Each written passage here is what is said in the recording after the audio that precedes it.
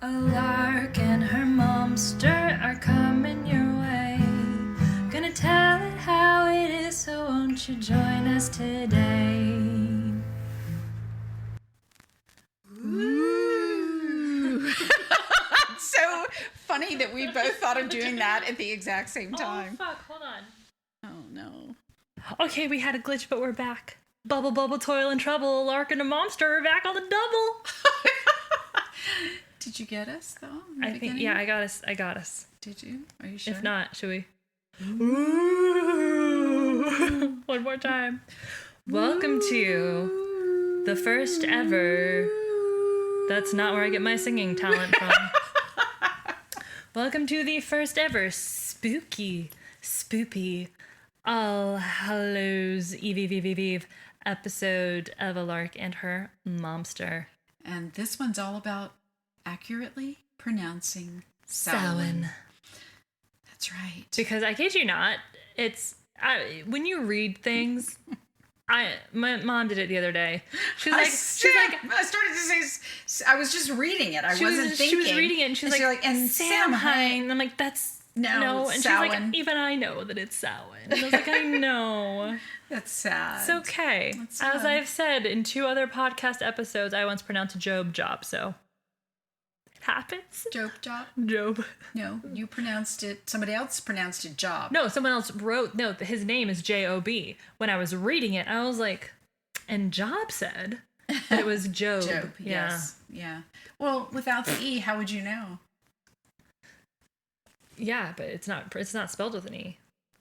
In the Bible, it's not. But right. But we refer to our work as a job. Oh, wait, can I tell you something really funny? Maybe. This is a tangent.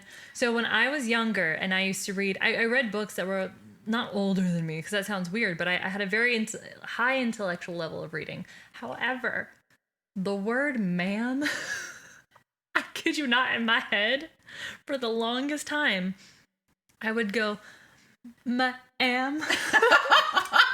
Because of the M apostrophe A-M. And A apostrophe A-M. I would literally read it as ma'am in my head. I didn't know that. Because Yes. you're reading silently. So. Yes. So I'm so glad I never yeah. had to read that out loud. Yeah, that reminds me of when I was mortified. I always had a high level of reading, and so the teacher would call on me in 1st and 2nd grade, and I can remember in 2nd grade she called on me to read, and for some reason, I think because it was hyphenated, I said break fast, and I was mortified. I mean, to this day, I am 63 years old.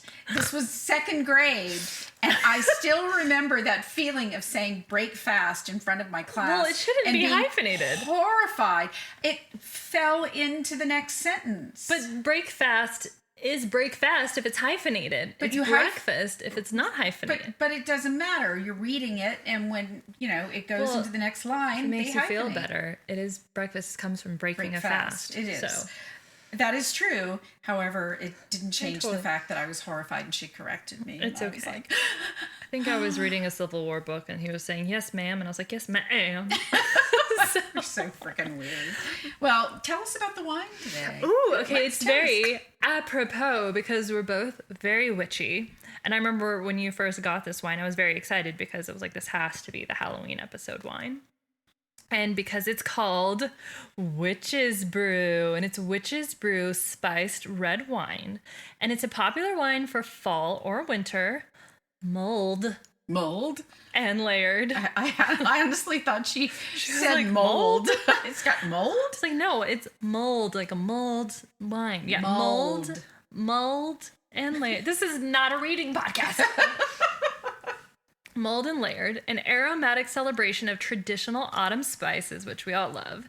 And you can try it room temp, warm, or devilishly hot, which I won't do that, but it's We're mulled. drinking at room temperature. We are drinking at room temperature. And I can see how warm would be great. Yeah, I absolutely. think we With the should spices. get another bottle and try it warm. Oh, I like it. In mugs. Yeah. I think it's really funny. I'm reading a book right now, and it's one of those books that you read before you go to bed, because it's just fantastical and it doesn't scare me. And oh my God, what are you doing right now? There we go. moving She's that. fixing things. Anyway, but in the book, it was really funny when you got the bottle, because in the book, they're vampire witches. I know. Go with me here. They're vampire witches, and they eat regular food, but they live off something called witch's brew. And it's a wine. Ooh, made out of blood? So I was like, oh. Is it made out of blood? No, it's not. It's made out of mulled spicy wine? Not in the book, but... but it's... I was like, moldy spicy wine. Yeah. But, yes. So, welcome to our Samhain episode. I'm really excited about this episode because okay, so when I was a kid, there was, and as an adult I still watch this, but when I was a kid, there was this show called So Weird on Disney. Yeah. And I loved it because I was always this weird little morbid spooky kid. I loved all things spooky thanks to you. And Thanks, honey. You make it sound... You raised me on Edgar Allan Poe at a very did. young age, so that's your fault. And The Cure and The Smiths, all the, just really, really just deep thoughtful. I was gonna music. say light and encouraging. Yeah, music. exactly. Yes. Yeah, but then you also watched all the Disney shows. I did, and So Weird was one of them. But I liked the darker Disney shows. Like So Weird was my favorite, and there was was it your favorite? It was my favorite. Sure, but there was sure? one episode that I remember because I researched it afterwards because I thought it was so interesting, all about Halloween and kind of where it came from, All Hallows Eve.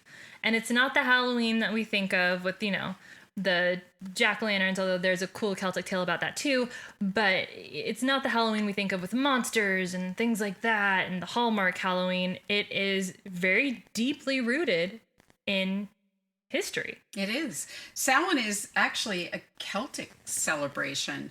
It marks the beginning of winter, and it's connected to Irish mythology and ancient burial mounds that were seen as portals to the other world.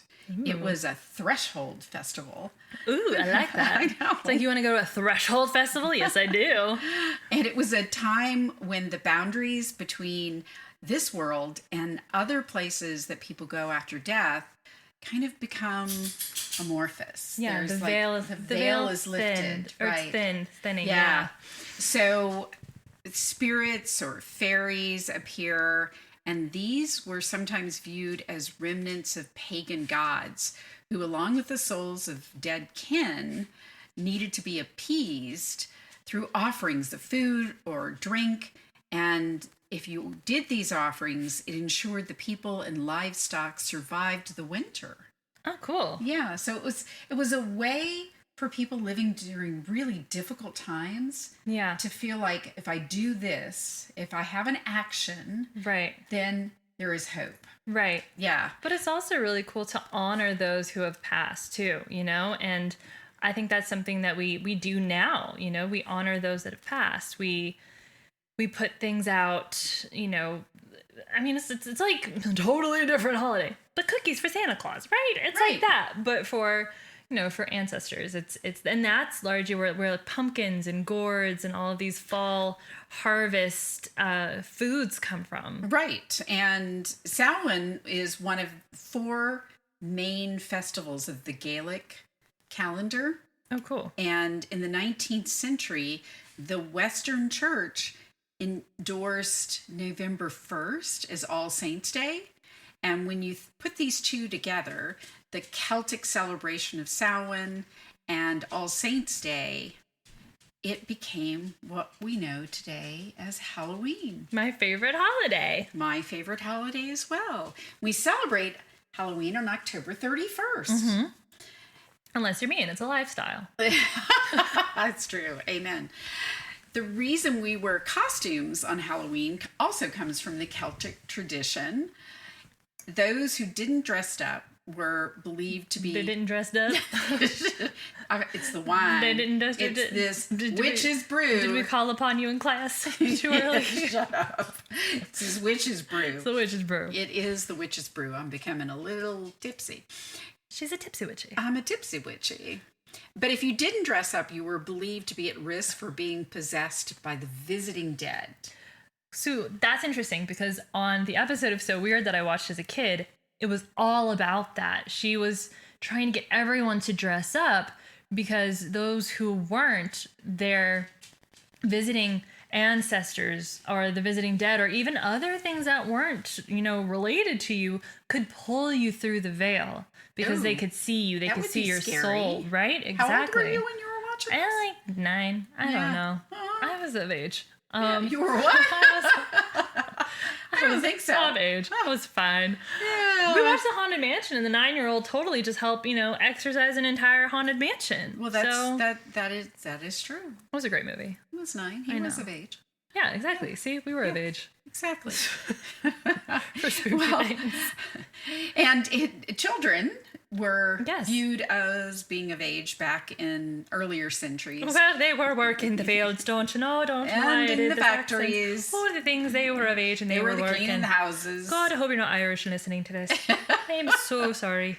In the 17th century, children in Europe dressed in costumes made of animal skin or straw, and these kids were called Skeklers. See, that sounds creepy. Skeklers. Well, I think it kind of sounds like skeletons, doesn't it? Skeklers and skeletons. Oh my God, you guys. Sorry. Side note. So this morning, I woke up and Elena from Morbid she said, I don't know why. Well, okay, she posted something that said, I don't know why people are so afraid of skeletons. I would be much more afraid if the muscular, fuck, I forgot what it's called. But, the muscle person. Like if your skin was just ripped off and you were muscles, I'd be more afraid of that. And I just responded with same. And then she laughed at it. And I told her it was my birthday. And then she wished me happy birthday. And then my day was made. And she totally was having a full-on fangirl. I had a fangirl moment. I did. Yeah. She was like, oh my God, oh my God, oh my God. You'll never believe what happened. And Elena she's inspired me in many ways. But coming back to the Skeklers, I think that's interesting. I wonder if that's kind of where, the idea behind, I don't know, the straw is interesting. Like what were they dressed as?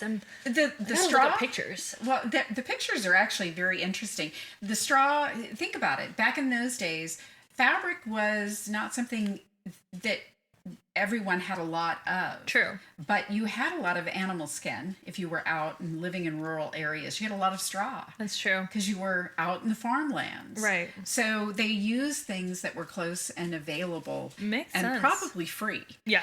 And they visited houses while dancing and begging for gifts. I wonder if I could do that all year round. Beg for gifts? Yeah.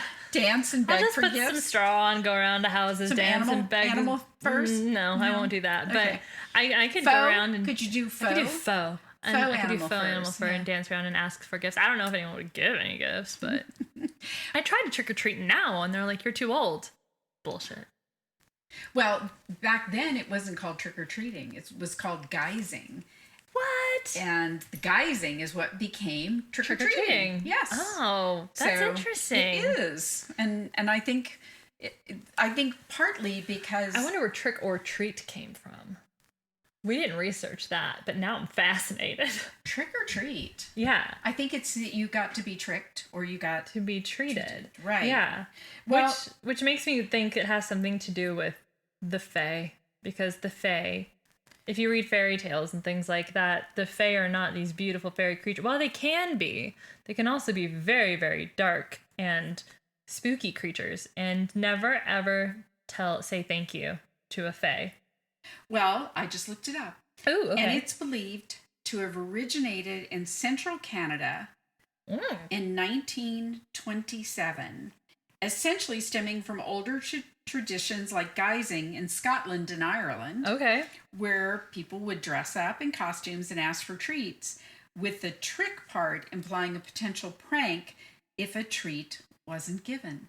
Oh, I 1000% get that. Okay. Yeah. So that's why people toilet paper houses or egg houses. I mean, don't do that. No, don't. I mean, please don't. Don't do that, because that's just a waste of toilet paper, and your girl over here uses a lot of it. So I need that for myself. And damage are not good. Don't damage. But that makes sense too. So that's why, honestly, don't be that person that gives out fruit.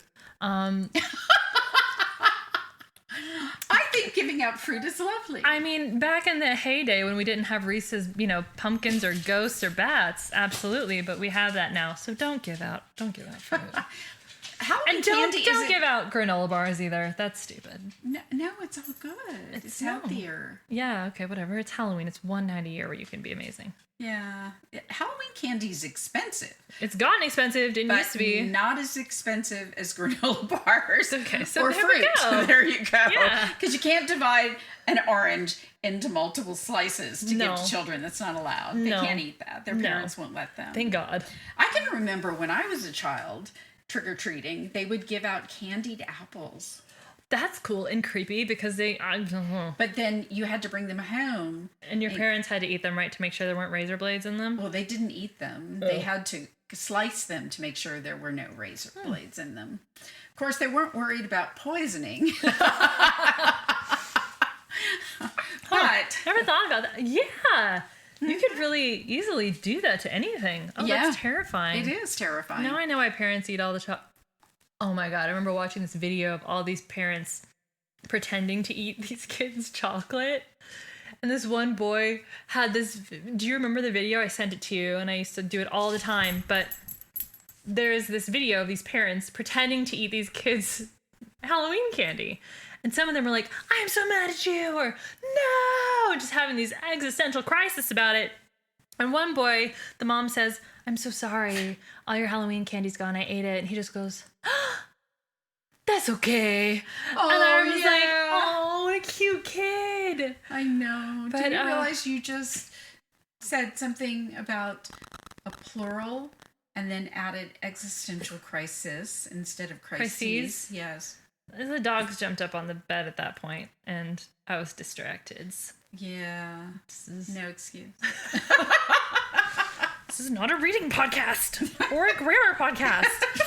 Hey, it's me. Everything's a grammar podcast. One of my all-time favorite / terrifying memories of Luna. you. Luna is like ready for this podcast. She wants to add something to it. Oh, tell us about your trick-or-treating. What do you think? Do you want to go trick-or-treating? Want to go trick-or-treating? Huh? Are you gonna awoo? Are you gonna awoo? And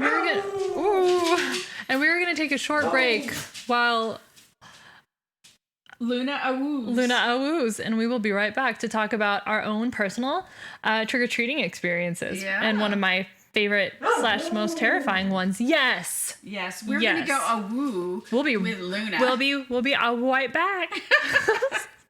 And we're back. The awoos are over. This is a real life podcast where sometimes my dog happens. Luna takes precedent, and the witch has to let her wolf out to go to the bathroom. Luna.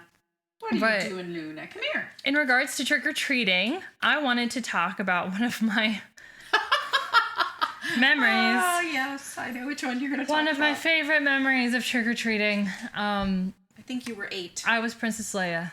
You were. I was a great Princess Leia, and I wasn't the dressed Princess Leia. Well, you had been Princess Leia for your birthday party. I was, yes. At the Challenger Center. It was very fun. And everybody came as their favorite Star Wars character. It was really cool. I was into Star Wars back in the day, not so much anymore. I mean, it's still great. It's just not my jam. Yes, but the original Star Wars. We had you dressed. You did look like Princess Leia. I know. And we did the side buns and everything. Yeah, because you had long, dark hair. Yeah, it was really fun.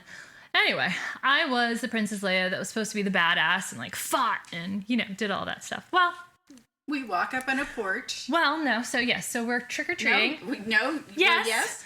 Well, this isn't a grammar podcast. So we were trick-or-treating in a very nice neighborhood. We walk up on this porch. Not our neighborhood. No, it was my grandparents' neighborhood. We walk up on this. Yes, it was. No, we'd driven to a whole different. Oh, did we? Yes. We went to a neighborhood that was known for having the best candy and the best Halloween decorations. Well, they certainly I had did. taken you with several of the Girl Scouts that were in your troop that were.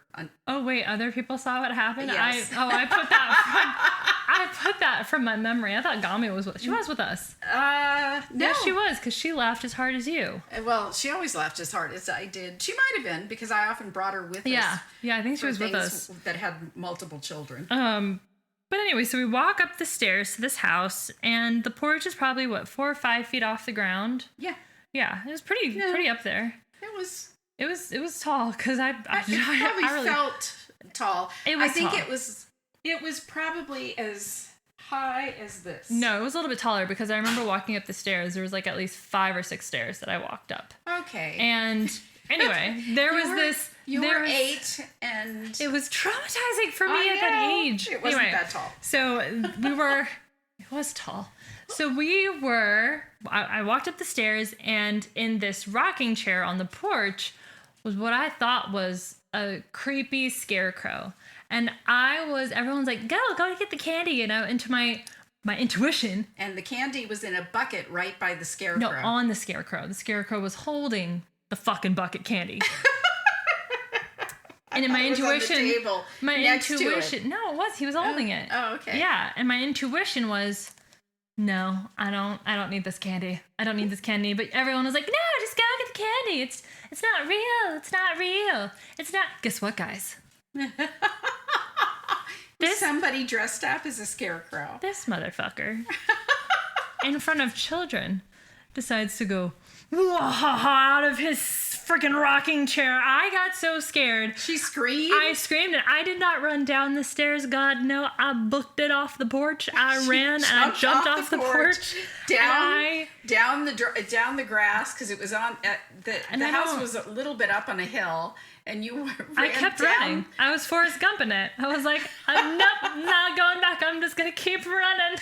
And I was running after you going, honey, it's okay. It's not real. But it was real in a way. In a sense, it was real. That person probably felt bad. I think they felt bad. Do you? A little bit.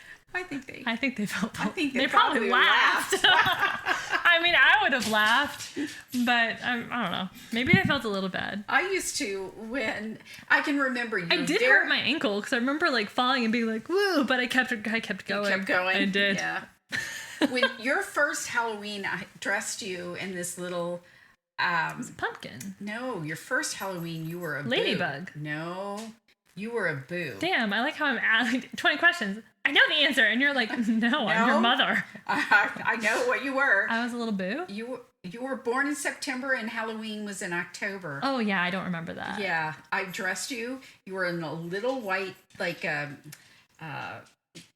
little drawstring at the bottom. It wasn't a onesie, but it was sort of like a onesie. It had a little hood on it, and it said "boo" across the front. Well, thank God, because that would have been a little Ku Klux Klan-y if it hadn't. So, and I dressed as a witch, and I decorated outside. Oh, fun! And there was a swing over on the side of the driveway. Yeah. And I had a cauldron. Oh. And I put spaghetti. I cooked a bunch of spaghetti and poured some ketchup all on it. And I put some dry ice in there. Ew. And I told them that when they came up and I was dressed like a witch, told them that if they wanted candy, they had to touch the brains. Oh, God. So you traumatized kids as well, is what you're saying. And they were like, I don't know, I'm not touching the brains. I'm like, if you want the candy, you have to touch the brains. And the kids, you could tell which kids were not going to do that, and I gave them the candy anyway. But the ones, that's nice. The ones who did, and I had paper towels off to the side, but the ones who did thought it was just hysterical. Ooh, and I'm like, they're like, ooh, but it tastes good. Oh my I God, always like those funny. feisty children. Trick-or-treating is just, it's always fun for me. I think that's one of my favorite parts of Halloween. Yours too? It is. It is. Luna has a lot to say this episode. She does. She's a spoopy dog. She loves Samhain. She does love Samhain. Don't you? My little moon girl. Yeah? Well, thank you for telling us. Yeah, we haven't. One of these days, I'm going to dress up as Little Red Riding Hood, and she's going to be my wolf. Oh, that's a great idea. I know. I just need to find out. Whoops. Oopsie. I just need to find a red cape, and we need to not break things. Whatever just happened. What just happened? No, she just knocked over an empty bottle. Oh. Live and unedited. Oh. Well, we would love to hear about some fun experiences that you guys have had trick-or-treating or scary ones like myself, and some of the ways in which you celebrate All Hallows Eve or Samhain or Halloween. So please let us know. You can send me a message at Lark and Luna on Instagram, or you can email us at larkandmomster@gmail.com.